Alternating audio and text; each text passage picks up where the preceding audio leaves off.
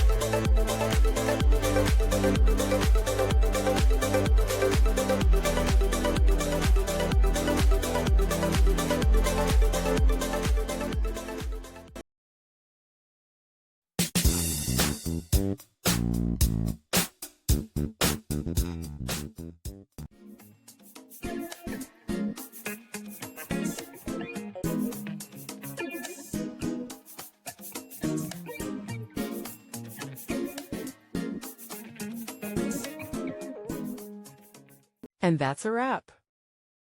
I hope you found the answer you were looking for. If you did, take a second to hit that subscribe button. It really helps out. And let me know in the comments which solution worked best for you. See you next time in the debug zone.